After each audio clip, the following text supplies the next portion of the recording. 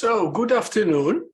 My name is Alon Confino. I'm the director of the Institute for Holocaust, Genocide and Memory Studies at UMass Amherst, and I'm delighted to have today a special event for International Holocaust Memorial Day, in which we are going to discuss Barry Trachtenberg's book, The Holocaust and Exile of Yiddish, a history of the Algemeyne Entsiklopedye, with Barry and with Mindl Cohen. Just before we begin, let me say a few housekeeping things. I'd like to remind you that all our events are recorded, as well as this one. They are made available to be watched on our YouTube channel. You can also follow the Institute on Facebook, and we have an email list that you can subscribe to. You can put your name in the chat. The way that we are going to do the Q&A tab at the bottom is open, and you can put your questions there. Please don't put them in the chat, but in the Q&A tab. And now it's my pleasure and honor to introduce our two speakers. Mindl Cohen is academic director of the Yiddish Book Center and a visiting lecturer in Jewish studies at Mount Holyoke College. She received her PhD in comparative literature with a designated emphasis in Jewish studies from the University of California at Berkeley. Her dissertation, entitled Here and Now, The Modernist Poetics of Doigkeit, explores connection between the representation of place in modernist Yiddish literature and Jewish revolutionary politics. Mindl was chief editor of IHGMS, a journal of Yiddish studies from 2016 to 2018, and now serves as president of IHGMS board of directors. And the Institute and the Yiddish Book Center do often events together, and I'd like to thank Mindl for being with us. Barry Trachtenberg is the Rubin Presidential Chair of Jewish History at Wake Forest University in North Carolina. He's the author of 3 works. One is the book that we are going to discuss today, beautifully made book. The others are The United States and the Nazi Holocaust, Race, Refuge, and Remembrance, published in 2018, and The Revolutionary Roots of Modern Yiddish, 1903 to 1917, published in 2008. He serves on the board of scholars of Facing History and Ourselves. He lectures and writes occasional pieces on the topics of Zionism, anti-Semitism, and US support for Israel, and they have appeared in forums such as the Forward, Tablet, Electronic Intifada, Mondoweiss, and others. It's a great pleasure for me because I'm an admirer of this book, as I will say in the conversation, and I'd like now to give the word to Mindl to start our conversation. Please. Thanks very much, Alon. Yeah, it's a pleasure, and I'm very grateful to be here, both to mark the occasion and to get to speak with Barry about this really engaging new work. And I'll bring up in the conversation, as you mentioned, Alon, I'll bring up the things that I'm most interested in and grateful for in the book, but I'll say I think it's diaspora nationalism that connects our work here, and that's one of my points of entry. As Alon mentioned, I wrote about the idea of Doigkeit or here-ness in Yiddish literature, and one of the things that Barry's book explores is how the Algemeyne Entsiklopedye is a project of diaspora nationalism. But so let's begin, Barry, with you can give a kind of brief overview. You have a presentation to show us and kind of ground us in what the book is. So please. Yeah, great. Well, thank you. And thank you, Mindl. Thank you, Alon. Thank you, Maypaz Goldstein, for this opportunity to speak to you all about this work. I'll start by sharing my screen and try not to mess this up. To show you a pretty brief PowerPoint, just about 10 minutes or so, to kind of give you an overview of the project. Can you see this all right? Yeah. Okay. So My research on this encyclopedia project was to have been a one-off essay in a journal that was dedicated to Jewish encyclopedias. And this came out, I think, in 2008 or 9. But as soon after I began to look at the volumes of this project, I realized that the story was so compelling and so utterly unknown by contemporary scholars that it was something I just had to tell, and it took far longer than I had expected it to, but I think it hopefully was worth it. Because I came to understand that the history of this encyclopedia was a way to chart the displacement of Yiddish and many of its attached political and cultural ideologies, like Doikot, like diaspora nationalism, away from its physical center in Eastern Europe outwards towards an increasingly transnational community of Yiddish speakers. What makes this work stand out for me in particular, it's that it's one of the very rare chains of Jewish continuity whose links stretch across what is, of course, the profound abyss of the Holocaust. So to begin, when we consider encyclopedias, we tend to presume the reliability and consistency of the information. The uniformity of the volumes is not only a sort of reassuring, I think, to us, but also an assertion of the encyclopedia's authority.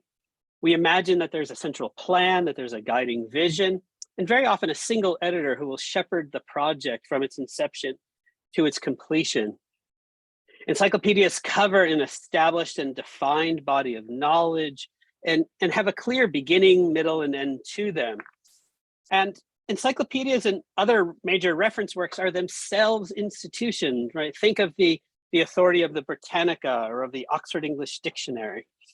Now, by contrast, the Yiddish encyclopedia, that is the focus of my work, is best defined, if anything, by its incoherence and its instability and its ever-changing mission, which was on account of the rise of Nazism to power in Germany, the continual displacement of Yiddish-speaking Jewish intellectuals, artists, and activists, and the shifting sands of Jewish diaspora nationalist politics, as well as changes in the functional and symbolic roles of Yiddish. So I'd just like to take 1 second to show you what we're looking at in this particular picture. This is a complete set of first editions of the encyclopedia, so not including reprints, of which there were many. So starting from right to left, what we have on the right is a Probeheft, a sample volume that was published in Berlin, Germany in 1933 as a way, 1932, as a way to show potential subscribers what the encyclopedia would look like in its entirety. So it's a sample volume that covers the Yiddish Aleph base. And then what you can see here, if you look at the numbered volumes, you can see their numbers 1 through 5. And they cover, if you look at the bottom, they cover topics almost entirely on the letter Aleph. So the first here is the letter Aleph to Atlantic City. And they go all the way, if you can see at the very bottom of the 5th volume, to Balei Chayim, to wild animals. So these are the volumes that reflect much of the intended mission of the encyclopedia, that it was to be a volume of universal knowledge for Yiddish speakers, some 9 to 10 million of whom existed in the world in the late 1920s, early 30s, when this project was being constituted. However, as we'll see, the encyclopedia makes some dramatic twists and turns, because at the outset of this project, there was a plan to have 10 volumes of regular knowledge and then 1 supplemental volume on the topic of Yidden, meaning in Yiddish, Jews.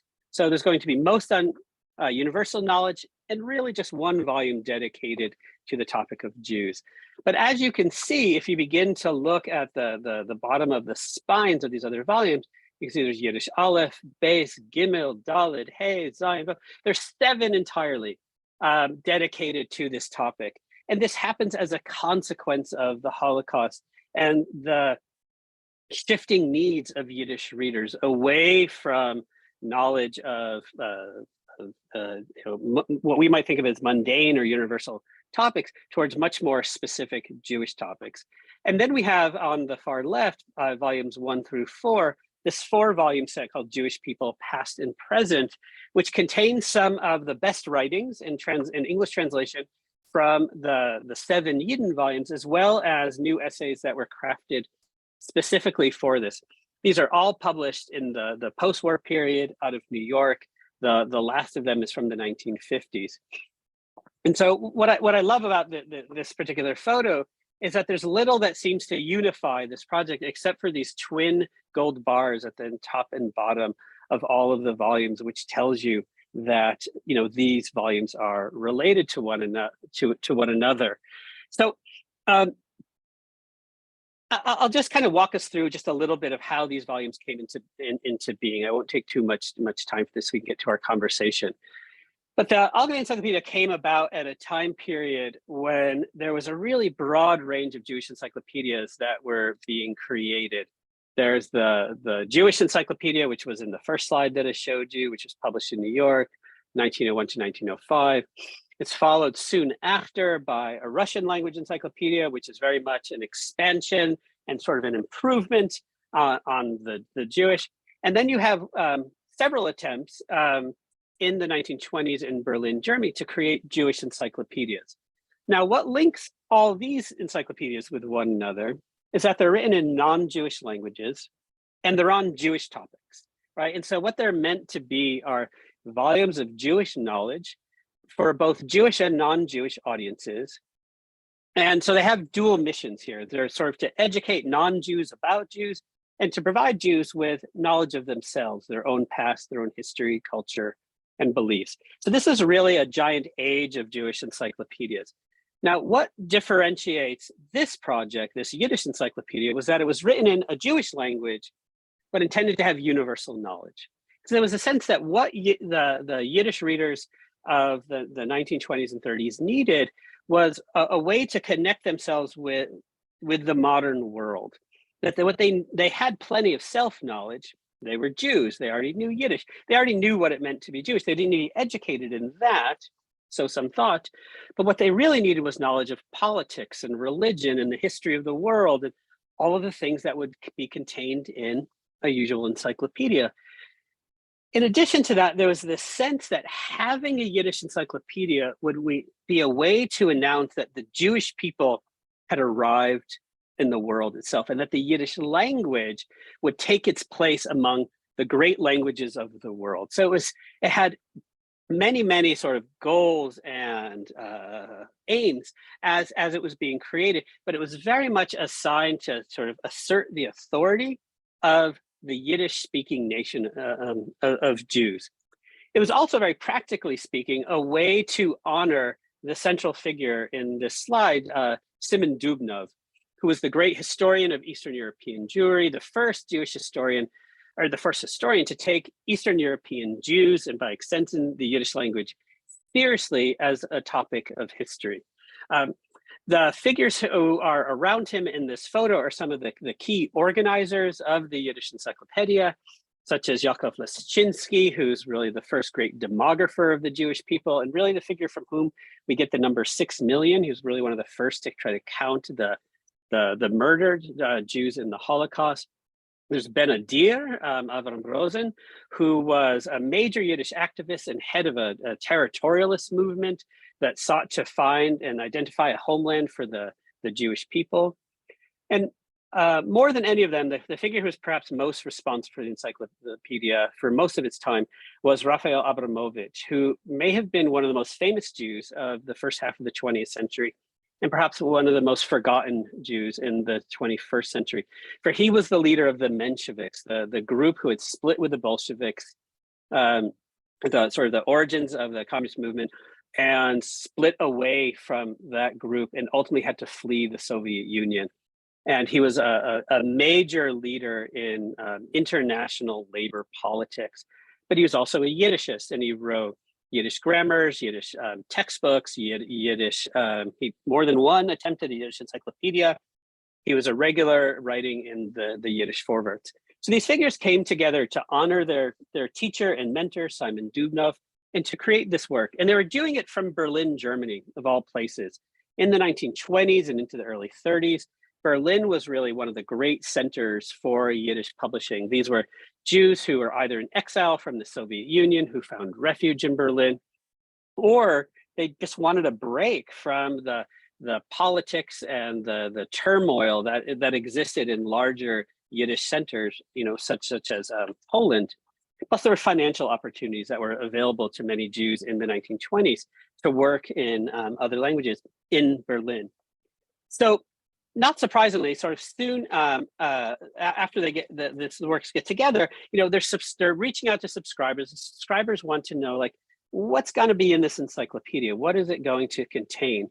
So, in 1932 and in 1933, they put out not one but actually two supplemental volumes, or I'm sorry, these sample volumes, what they call Probeheften. So you can see, if you see the Yiddish, Berlin 1932 on the right, Berlin 1933 on the left.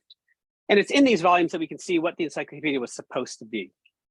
And I'll show you a couple of my favorite slides now. So these are some of the images that were contained in this sample volume, right? So this was meant to tell you about the world, right? So there's an entry on dinosaurs, on obelisks. This is my favorite one. This is on Pesach Insel, so Passover Island, right? Easter Island. And this was going to like tell readers, like, this is what they needed to know about the world. This sample volume was so widely embraced in the Yiddish world that it gained its own reviews in the Yiddish press. So something that was just an advertising document was widely reported in the Yiddish press. But of course, just days after that second sample volume is released, the Nazis come to power. And these Yiddishists are Jews, they're foreigners, and they're leftists. So they have to flee. So the majority of them flee to Paris, and they decide to continue with this project. So they end up in Paris in the spring and summer of 1933 and immediately sort of get to work putting the encyclopedia back together. It takes them a lot of time, however. They are broke. They have lost many of their correspondents and contributors, their funding. They've lost many of the supplies. In their flight, Leszczynski himself had been arrested. Abramovich just barely escapes arrest. So they're not able to take everything with them. So by the end of the following year, so it's like December 28th of 1934, if I remember, they finally released the first volume of the encyclopedia. So now they're thinking this project will be 10 volumes and we'll try to do it in about 5 years' time. They're going to try to put out, 2 volumes a year, maybe 3 if they can keep up with this pace. So this first volume comes out and it's from Aleph to Atlantic City. And it is widely seen as really a tour de force. It contains colored pictures and maps. It itself, entire journals are given over to reviewing this volume and to talk about sort of it as a great success. It had some detractors, but most Jews who were involved with the project really thought that this was a sign that the time had come for the Jewish people really to sort of make their mark on the world stage. There were some detractors, however, who really thought, Jews are modernizing too quickly and they're forgetting their roots. And so what we can see is even within these volumes of general knowledge, there's still sort of a nod towards Jewish experiences, right? So this volume opens up with a full color plate of Yirmiyahu, of Jeremiah, by the artist Lesser Uri, whose work had largely, so this piece in particular, disappeared in the Holocaust. And so they continue putting out volumes. They put out a volume 34, one in 35, one in 36. They're still in the first letter of the alphabet. But of course, the situation for Jews throughout Europe and many parts of the world is really, really declining. And we can see evidence of this in the volume that comes out in 1936, where the last essay, although it's in the right spot alphabetically, is not just a brief essay, a brief entry, but actually a long expanded essay on the topic of anti-Semitism. It has many authors. It goes on for, I don't remember how many columns, dozens of columns, to really give kind of a full history of anti-Semitism as it was understood at the time. And that was my first signal that there's something afoot with the encyclopedia, that there's a shift happening on, with the project and its priorities away from universal knowledge towards something more specifically Jewish. Because this happens again in 1937, where in the right place alphabetically, but completely out of place otherwise, is a long essay on Eretz Yisrael, the land of Israel and Palestine, where there's again a multi-authored essay on the history of Jews and the land of Israel. And for a group of Jews who are not particularly Zionist, they're really quite sympathetic to the burgeoning Jewish community that is present in Palestine at that time period. And then things start to shift dramatically. Of course, the later 1930s are terrible in Europe. 1938 is the Anschluss. It is the taking of the Sudetenland. It's Kristallnacht. And this anxiety, this worsening condition gets reflected in the encyclopedia, because in the years 1939 and 1940, they decide to release not just one volume of the supplement, but two, what they just called Yidden. So there's Yidden Aleph, you can see 1939, the second one, 1940. These are released in Paris. And these are really some of the most fascinating volumes of the encyclopedia, because really for the first time, these Jewish, Yiddish, cultural activists, artists, intellectuals are writing about what they know. They're writing about what they actually are deeply invested in, not submarines and various cities and continents of the world, but Jewish history, Jewish culture, literature, art, music, theater. They're deeply engaged in these topics, and they contain some like amazing works, which maybe I'll get a chance to talk about a bit later. But they include works such as Rachel Bernstein's The Survey of Jewish Modern Art, which goes on for many pages. There's beautiful plates of her work. Sadly, this volume, this one that gets released in 1940, it's released in April of 1940. Of course, by this point, the war has begun. The Yiddishists who are in Paris are cut off from their main audience in Poland. So they ship this volume to America, where it gets lost at sea. And very few volumes survive. And it's thought that the ship was sunk by a U-boat, something I've never been able to fully confirm, but it gets repeated over and over again. But a few volumes of this Yidden base survive. And because they're sent through the regular mail, they're sent to London and then to New York. But of course, in May of 1940, Germany invades France, and the encyclopedists have to flee again. So they flee south from Paris to Marseille, from Marseille, France, over the Pyrenees with Spain, to Lisbon, where they're able to escape. And not all of them, but many of them are able to get out of Europe in the late summer, early fall of 1940, and they make their way to New York. So you can see here that Abramovich and others left on the ship Excalibur. This is on the 28th of August. Others leave in weeks later, and they're helped through contacts that Abramovich had established over decades with other Jewish labor leaders in the United States. So Jewish defense organizations, the Jewish Labor Committee, others, Yiddish organizations, all sort of pitched in to help them come to the United States. And immediately they take up the task of continuing with the encyclopedia. They'd learned their lessons from France, so they couldn't wait 2 years to get the next volume out. And they reprint the Yidden base volume immediately. So with help from the Central Yiddish Culture Organization, the ZICO, they're able to republish that lost volume in December of 1940. And then they continue on with their project. As they're watching the destruction of their people, their community, their comrades, the whole civilization for which they had imagined themselves really part of the elite, the leadership, really guiding that civilization forward, watching it be destroyed from their vantage point in America. But they continue publishing the encyclopedia. They put out one more volume in the general series. So they put out one 1944 where they stopped.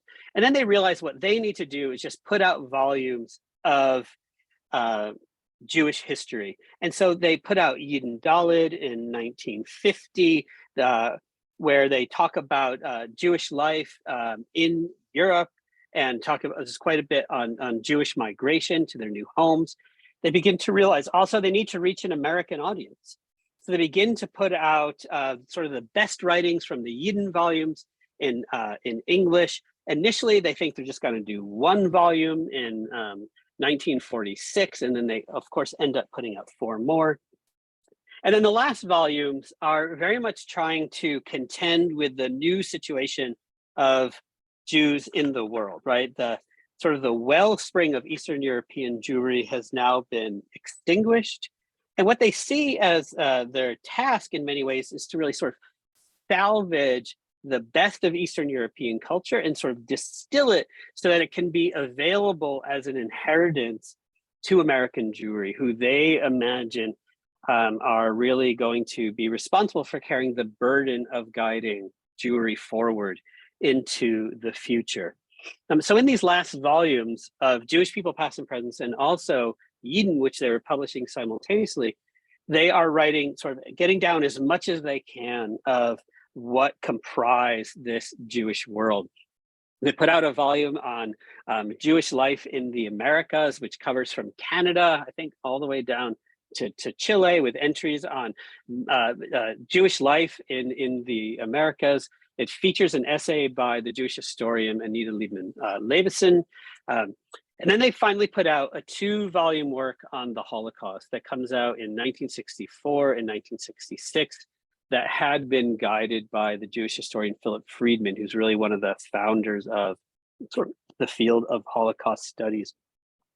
And these works go country by country, giving the fate of the Jews in these various lands. The first volume of these in 64 contains 75 to 100 images or so. And the final volume of them, which you can see in this last slide here, going back, has no images at all, a sign of the fact the encyclopedia had, by 1966, had run out of steam, had run out of money, and had run out of, in many ways, readers for it as well. I will leave it at that so we can start the conversation, and I'll stop sharing my screen, and thank you for listening longer than I threatened I would talk. So thank you. Thanks so much, Barry. I'm sure, I mean, your overview, I think, gives people the sense that your book really is this narrative. It really reads as a narrative that kind of takes us through using the encyclopedia as this project to kind of walk through this really, this harrowing period for Jews, but also for Jewish cultural projects. And, you know, one of the overarching themes is however much they plan, however much they discuss their ambitions, they have to keep responding to history and keep changing their plans. I wanted to just mention, you know, everybody has now seen some of these wonderful visuals that you have and that you include in the book. Your book is really beautifully produced, and I think it's worth mentioning. It's not your average scholarly monograph. It's like there's beautiful fonts and colors and paper quality and beautiful illustrations. So that seems really fitting because design and production quality and all of this was also important for the encyclopedia project. Yeah, thank you for that. I'll start with that last comment. I am so deeply grateful for Rutgers University Press, who published the work, because not only they make it beautiful, they also they just decided to invest quite a bit into it. They actually hired a photography team who specializes in antiquities to come to my office, and we pulled out the volumes and they took the photos, you know, that appear on the cover and some that are in the volume. Like, they really sought to invest a lot in this, and I am deeply grateful because I as much as I hope my words do some justice to the encyclopedia, I really think the design of the work did so. To your other point about the shifting sort of fate of the work and the shifting fortunes, you know, chapter 2, the title of that is taken from a quote that I found in the sources, and it was a Mensch tracht und Hitler lacht. So like, man plans and Hitler laughs, right? A spin-off of the old saying that, you know, man plans and God laughs.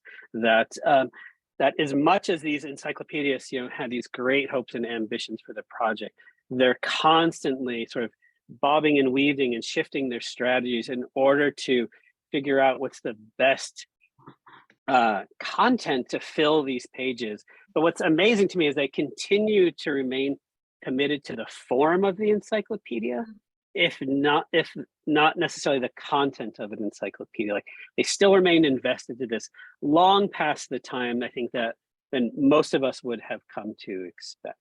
Yeah. Yeah, I mean, one of the questions that you frame your book with and you follow throughout is this ongoing question that they are wrestling with, which is, what kind of encyclopedia should this be? And right, it's in the context, as you mentioned, of other Jewish encyclopedia projects. So from the start, it's differentiated by being an encyclopedia in a Jewish language, with this, I think you said, the aim of presenting universal knowledge. But even that is something they're negotiating constantly, the focus on universal knowledge versus Jewish knowledge, or kind of retelling Jewish history and experience. But there's there's a few other important questions they're wrestling with of, what audience to aim at. Are they writing for a general audience for whom the encyclopedia can be an educational tool, or are they writing for a more scholarly audience? Are they trying to maintain the kind of like scientific objectivity that YIVO was taking the position of at that time, or can they be engaged? And so many of them are political. And then as much as they debate these things, like you were just saying, they have to keep responding to history, and that keeps impacting. So I wonder if you can say a little bit more about, some of those different tensions they're navigating. What kind of encyclopedia? Yeah, so at the outset, with one or two exceptions, none of them are encyclopedists, right? This is not who they are or what they do or what they have much experience in. There's a couple, but they're not really at the center, and they're not directing things. What they are instead are political and cultural activists, primarily, and some sort of, literary figures and cultural critics. So, a figure like Abramovich is working towards world revolution, right? I mean, this is his goal. His primary goal is to overthrow the Bolsheviks by this point. In 1938, they murdered his son, who had gone off to fight in the Spanish Civil War. By the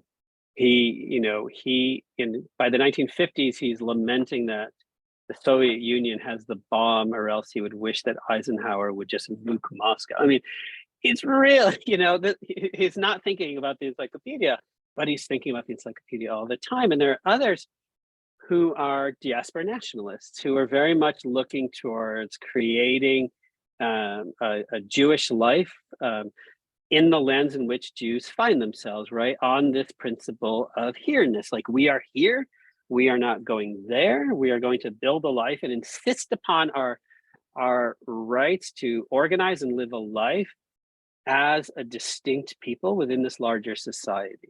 And the fact of our existence here gives us the right to participate fully within the society in our own language, in our own way.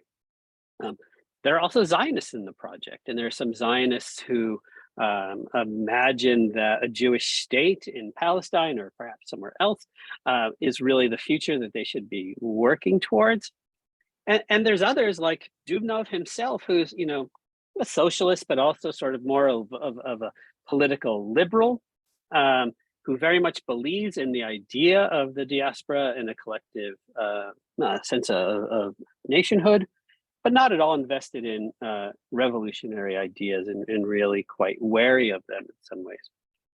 So for all of these people, they're all trying to get the encyclopedia to reflect that in some ways. And what's interesting is that you can find all this in the encyclopedia, that the individual editors, clearly had a lot of freedom to do what they wanted. And that's both the strength and the weakness. It kind of fails as an encyclopedia, right? But of course, it's way more interesting than, a normal encyclopedia in some ways, because they're not just repeating the knowledge that's found in other places. And then as those ideologies, I think, move forward kind of historically in time, facing new circumstances, we can see how those ideologies sort of shift and change, reflected within the encyclopedia itself. Like after World War II, the diaspora nationalism is really coming to its end as a useful ideology. In the new Cold War, the labor politics shift dramatically. After the creation of the State of Israel, there's really new questions about who's going to lead the Jewish people kind of collectively into the future. And you can see all of this in different places in the project.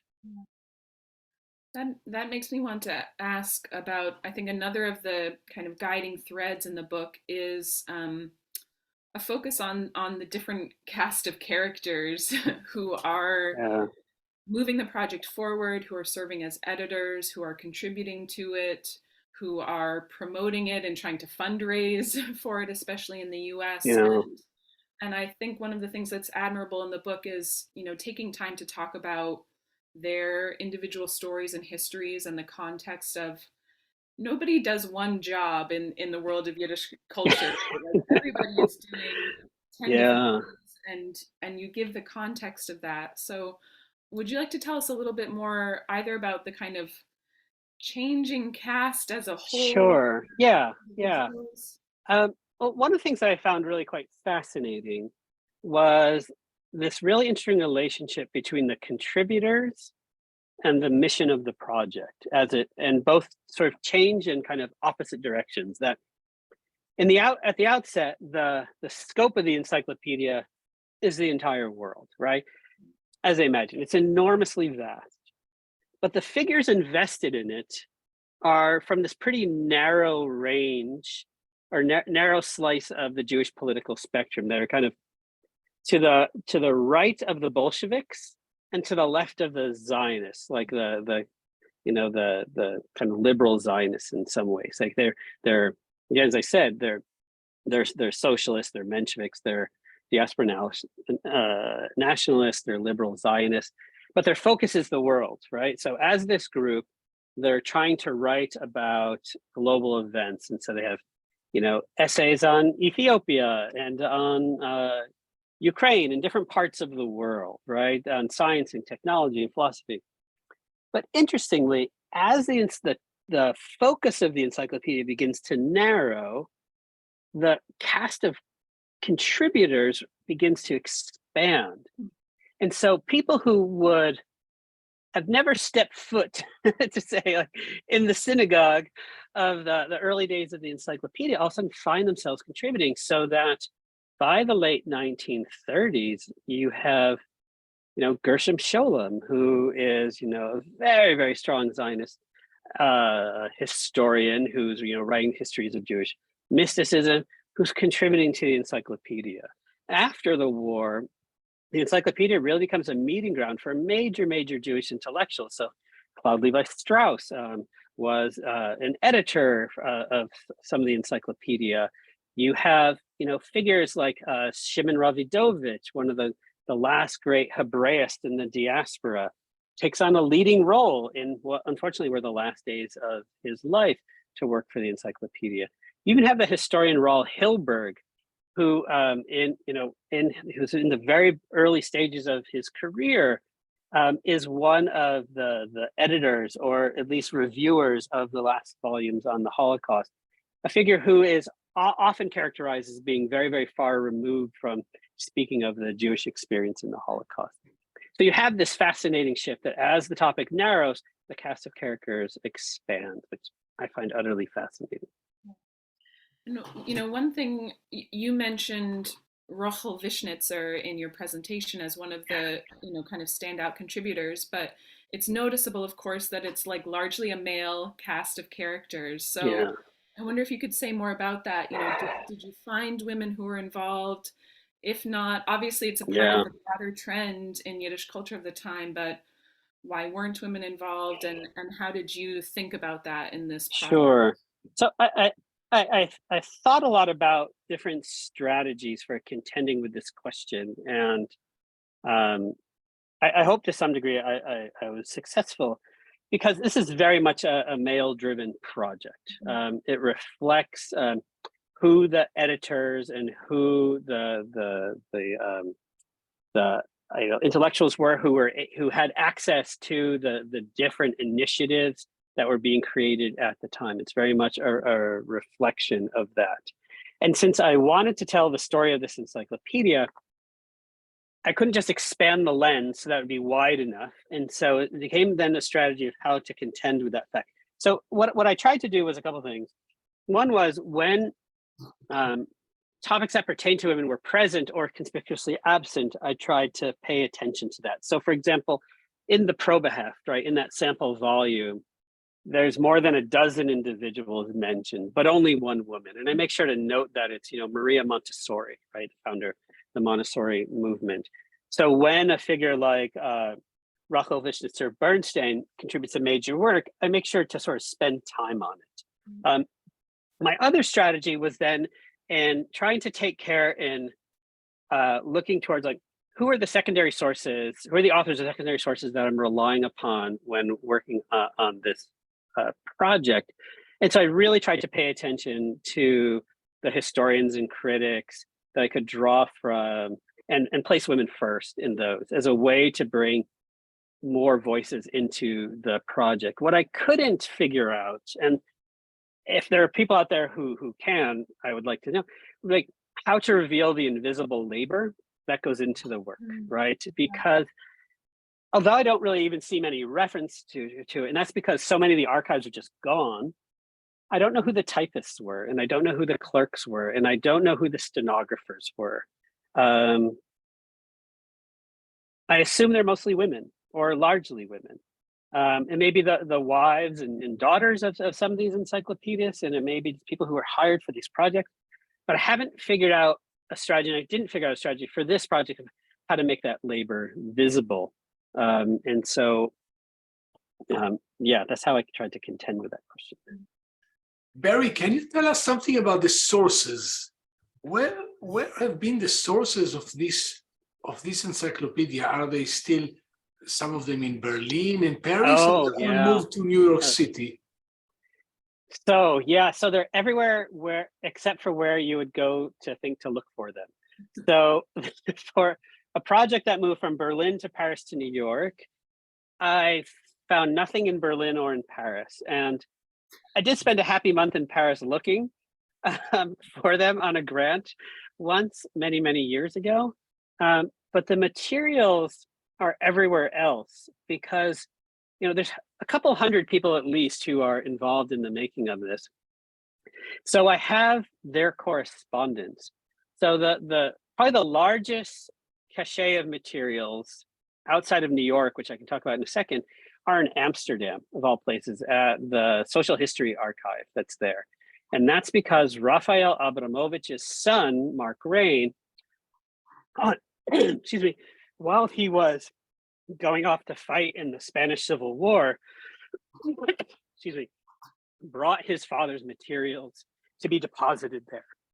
And so you have this enormous cache of materials that are in Amsterdam. Excuse me one second, sorry. But there are lots of materials at YIVO in New York, where the project ended up and was sort of housed for a period of time. And the archives of the Central Yiddish Cultural Organization were placed there.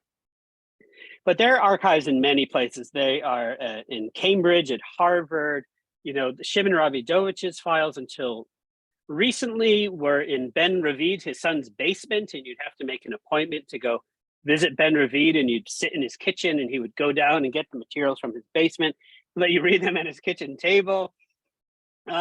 I also found materials in Cape Town, South Africa, the files of Sholem Schwarzbard, sort of the great assassin of the Ukrainian pogromist, Petty Laura, was a traveling salesman for the encyclopedia, and he was in Cape Town sort of hawking subscriptions when he died in 1938.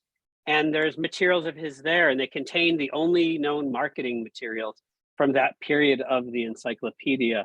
So they are everywhere, sort of except where I expected them to be when I started this project. And that accounts for, in part, why it took so long, to get it done. But I'll say that sort of strangely, COVID allowed me to get much more materials than I imagined I would be able to. because as I was writing the last chapters of the work, I was realizing there was other materials like Avram Steinberg's materials are at the University of Southampton in England. But because of COVID, so many archives began to digitize their materials or make digital copies available for researchers that I could start sending in requests to get materials. So I was able to get lots of things from Southampton. Also, Harvard did this. Center for Jewish History in New York was able to get materials. But they're really quite all over. And I am really sure that there's more out there that I don't know of. It would not surprise me if there's materials in Moscow. I have tried, I've spoken to archivists there because of course the Germans stole so much material, brought it back to Berlin. A lot of that was then taken by the Soviets when they invaded, ended up, but much of that is still uncatalogued. And so I've not been able to track it down. It's remarkable kind of reflecting on, the travels that you had to undertake to do this research and thinking about where things are and where they aren't. But then, reflecting on the conditions of research for the encyclopedists, right? Where there you write about, especially once the war begins, just how much time they spend like writing letters trying to locate where their different contributors have gotten to. Yeah. And it always, every time I Google something, I think about like the people doing research when you couldn't check that. So it's remarkable thinking about their research conditions. Yeah, and and if anything defines this project, it's their poverty, right? So when they're trying to write the early volume, they don't even have enough money to buy copies of contemporary encyclopedias for themselves. And so daily they're walking to public libraries. So they can basically just hijack, right, plagiarize entries and then update them slightly on like Unterwasserschiffs, on like submarines and things like that. So they're just sort of copying kind of what's out there. But as the project kind of moves forward, they are really trying to reach out to all of their comrades and allies as a way to try to use the encyclopedia to funnel money to them, right? Because the situation is getting more and more desperate. So there's a lot of Mensheviks who contribute to the encyclopedia. There's a lot of diaspora nationalists who contribute to the encyclopedia. And as the situation kind of moves forward, they're constantly trying to just recruit their allies to write pieces for the work so that they can get money to them. But of course, as these displacements happen, they don't know where people end up. Right. And so, in 1933, they're looking to find all the people who escaped from Germany. And in the later 1930s, everyone once again gets on the move. And then after 1940, they are writing letters to people who are not there. And so, for example, I'll go back to Steinberg.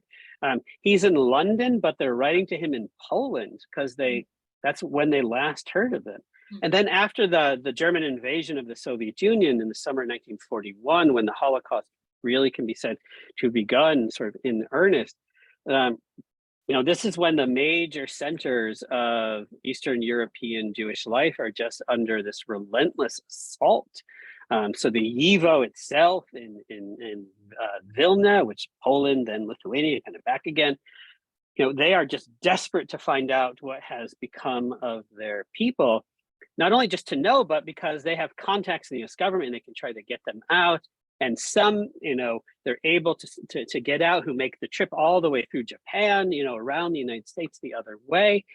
And then after the war, it's just this counting up of who's gone, and that's what they have to contend with, and realize that there's, people who they thought were alive, who they thought they were in contact with, who they were writing kind of some annoyed letters to. It's like, where's my article? Yeah. Right? Because they're gone. Yeah. I want to show the audience how magnificent is this book. I don't know if you see, but the subtitle is in red.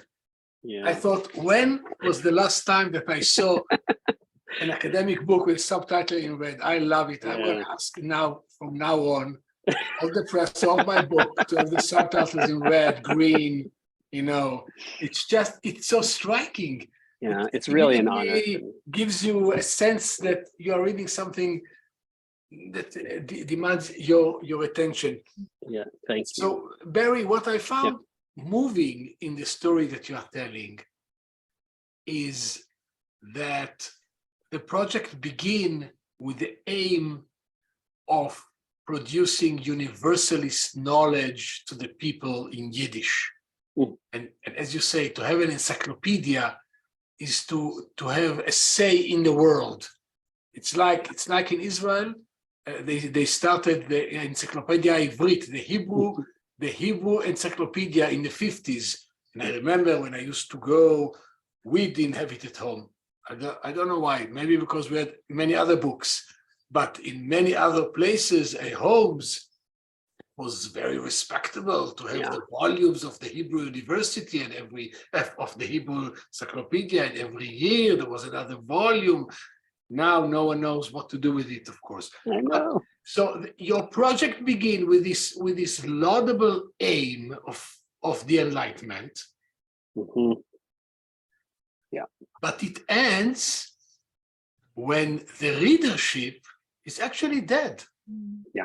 And with a breakup of any Enlightenment ideal about rationality and brotherhood of men and women. So, and I think that you are telling this story movingly and evocatively. It's very beautiful.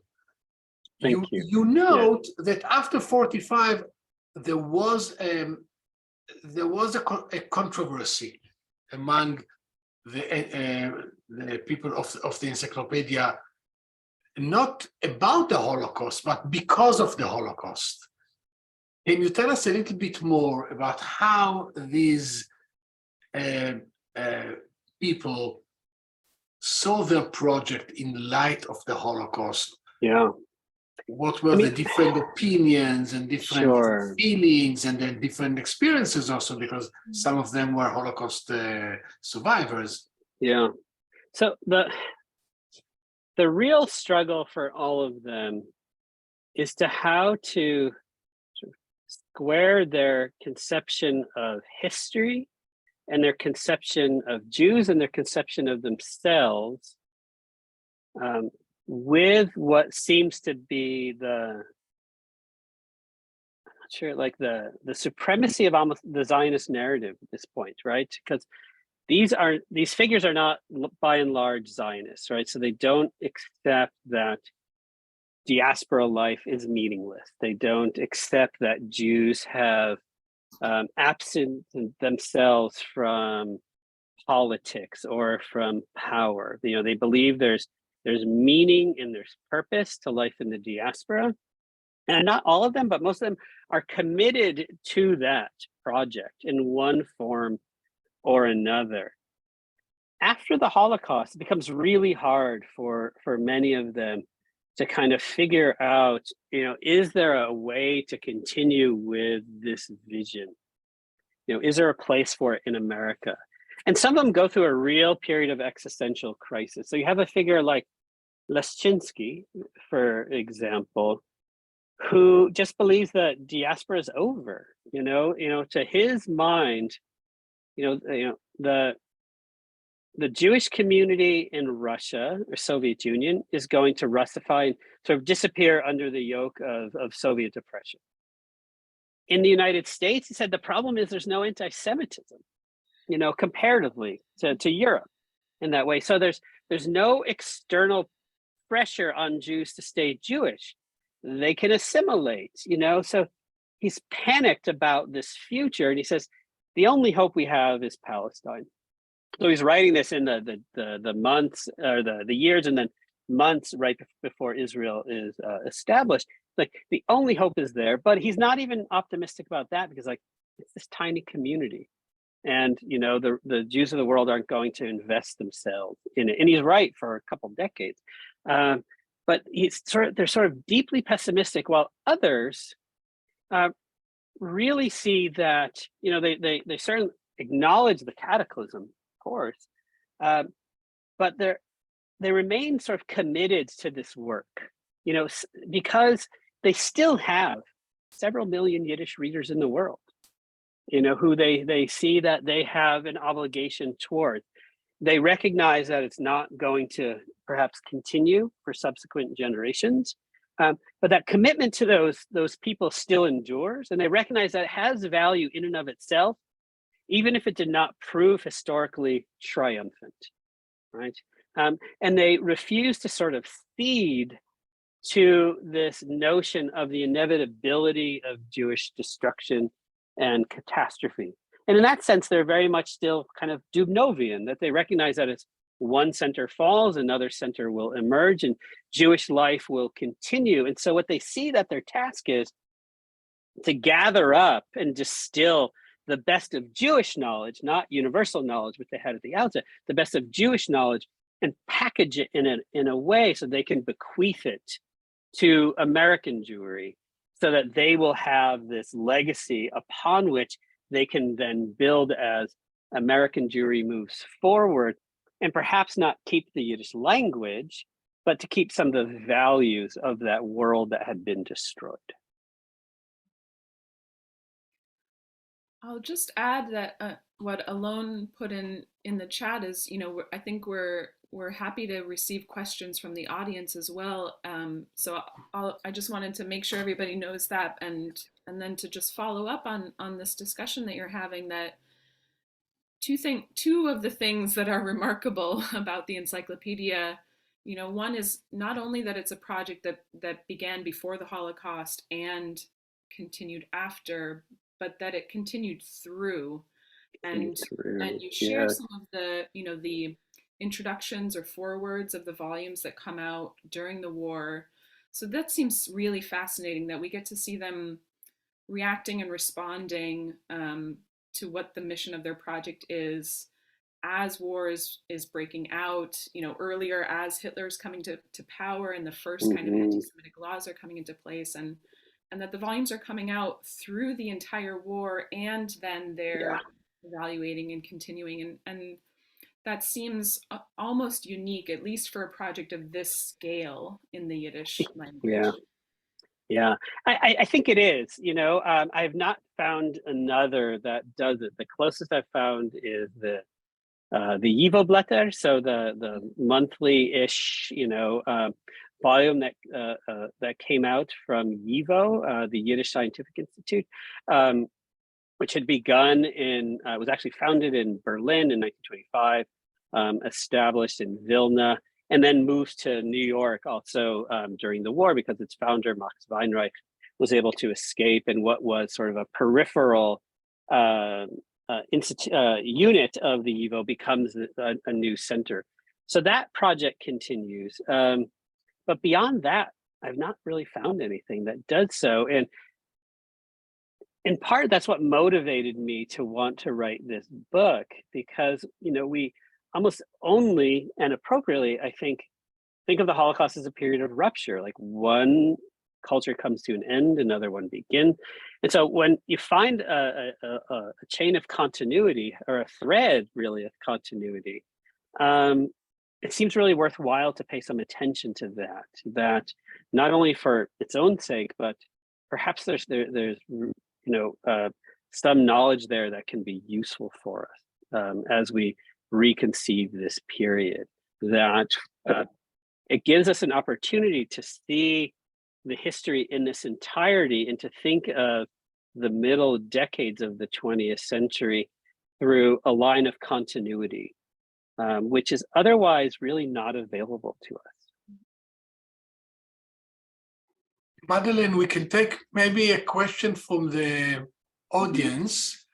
Jonathan Skolnick is asking that you mentioned selling subscriptions, and whether you found any lists of subscribers. In the absence of these, do the size of the print runs of the early volumes give a sense of the size of intended audiences? So thank you for that question. It's a challenging search to find real sort of data about print runs and subscribers, in part because nearly every scheme they tried kind of failed. At the outset, they were hoping to sell subscriptions to the full volume before they're written or published for $50. They're thinking $5 a volume, for a 10 volume set, and then a bonus. This Yidden volume would be a bonus for subscribers. That goes nowhere. $50 is a lot of money. It's if I don't remember the actual math, I think it was a couple $1,000s in today's money, for poor working class Jews who they're imagining are the targets for this. So then they try to sell individual volumes or sort of sets of volumes. After they have 2 or 3, they try selling them as a set. So I do have some lists. The lists that I have with names are mostly of people who put in inquiries asking to buy particular volumes. So I only have like hundreds of names at a time.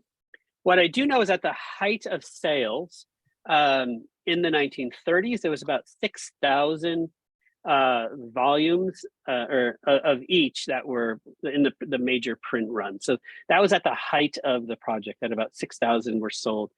And so they weren't really sold to poor working class Jews who they sort of imagined. They were sold to middle class Jews. They were sold to Jewish schools and Jewish libraries. And then after the war, the print run didn't go much higher than that either. And in fact, the way I end the book is with, or close to the end of the book is with this story about when I was researching the encyclopedia. This is in 2008, when I was tracking down the last volumes of the work.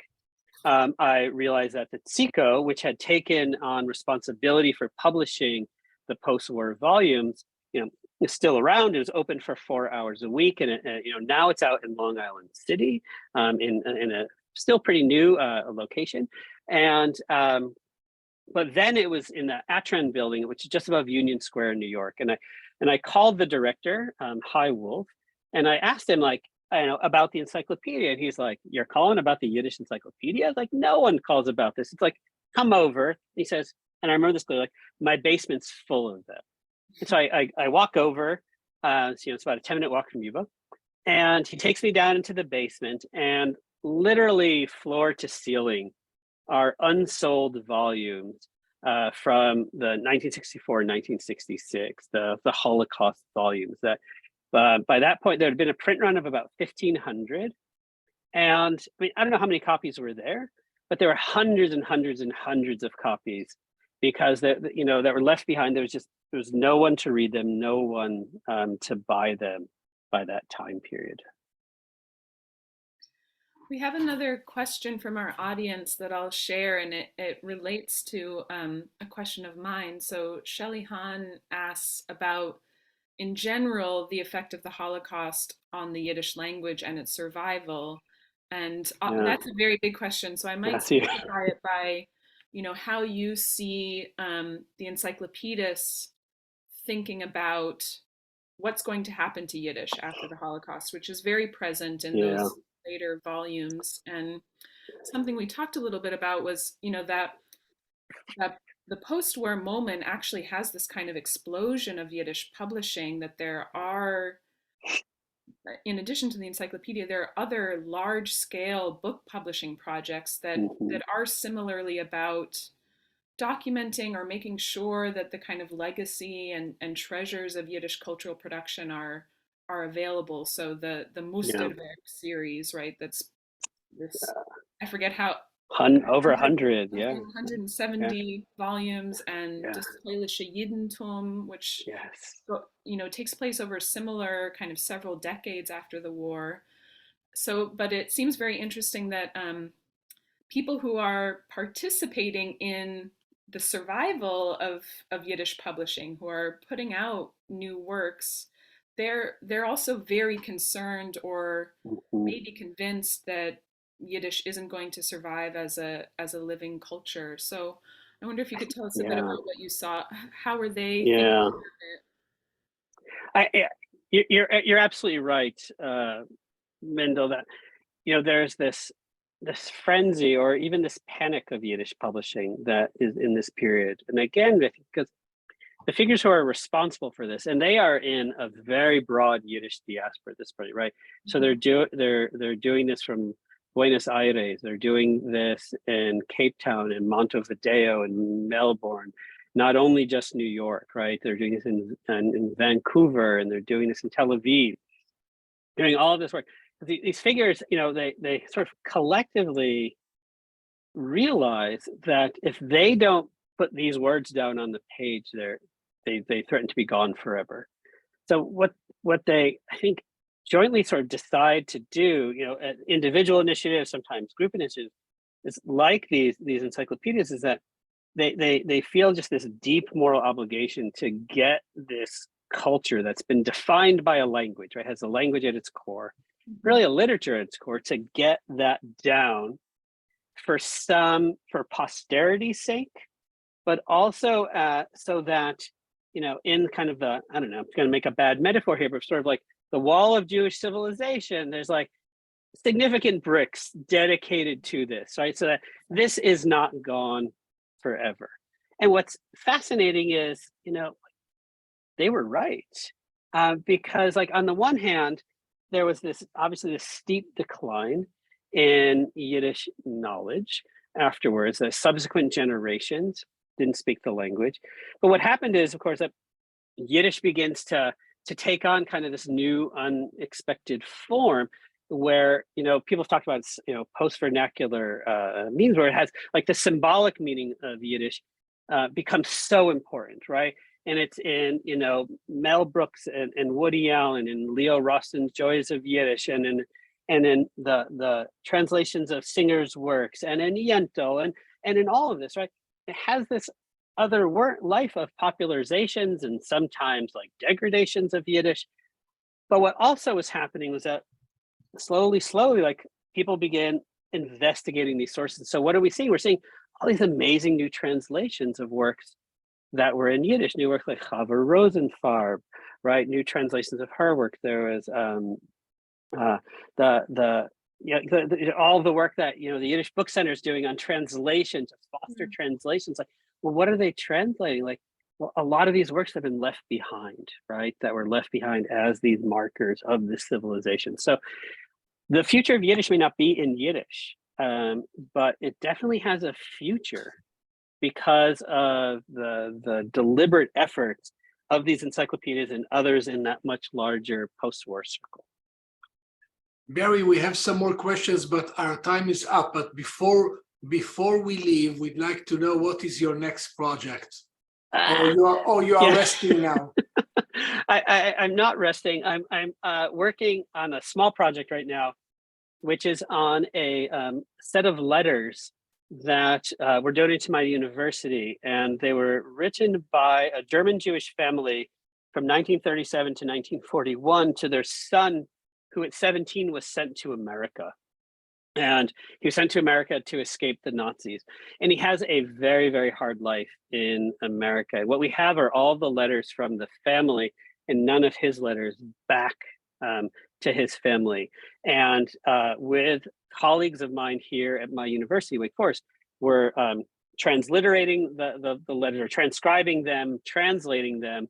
And I'm trying to write kind of, with a colleague in my department, Chuck Thomas, write kind of a larger history of what these letters reveal about not how hard only it was for Jews to leave Germany in this moment, but how hard it was to be a refugee in America in this period, and the sort of the obligations and expectations that were placed upon refugees, and the impossibility sort of those demands. I'd like to thank our audience, and I especially would like to thank Mindl Cohen and Barry Trachtenberg for a wonderful discussion. And good evening. Goodbye. Thank you. Thank you. Sei Bye-bye. gesund. Thank you. Sei gesund.